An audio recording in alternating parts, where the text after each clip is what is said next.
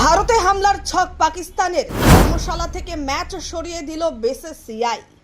প্রায় 2 সপ্তাহেরও বেশি সময় কেটে গেল পেহেলগাঁওতে ঘটে যাওয়া সন্ত্রাসী হামলা নিয়ে। পাকিস্তানের ওপর গত বুধবার রাতে সিঁদুর অভিযান চালিয়েছিল ভারতীয় সেনারা।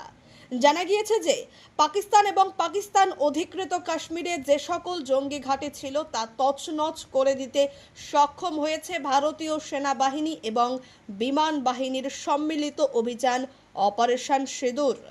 গত বুধবার বিদেশ সচিব বিক্রম মিশ্রি, ভারতীয় সেনাবাহিনীর কর্নেল সোফিয়া কুরেশি এবং ভারতীয় বিমান বাহিনীর উইং কমান্ডার ভূমিকা সিংয়ের নেতৃত্বেও এই অপারেশন সিঁদুর সফল হয়। এবার এই পরিস্থিতিতে ক্রিকেটেও এর প্রভাব পড়তে শুরু করেছে। বেশ কয়েকটি আইপিএল ম্যাচেই নানান ধরনের হুমকি পাচ্ছেন মাঠের কর্মকর্তারা, যে কারণে নিরাপত্তার শঙ্কায় রয়েছে ইন্ডিয়ান প্রিমিয়ার লিগের ফ্র্যাঞ্চাইজিগুলিও। এবার সেই কারণে সরিয়ে নেওয়া হচ্ছে একটি ম্যাচের ভেন্যু। আপাতত ভারত পাকিস্তানের সীমান্তে চরম উত্তেজনাকর পরিস্থিতি, আর এই পরিস্থিতিতে 22 গজেও বাড়ছে উত্তেজনা।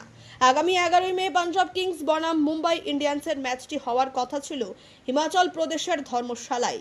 সেই ম্যাচের ভেন্যু পরিবর্তনের আলোচনা চলছিল কয়েকদিন ধরেই।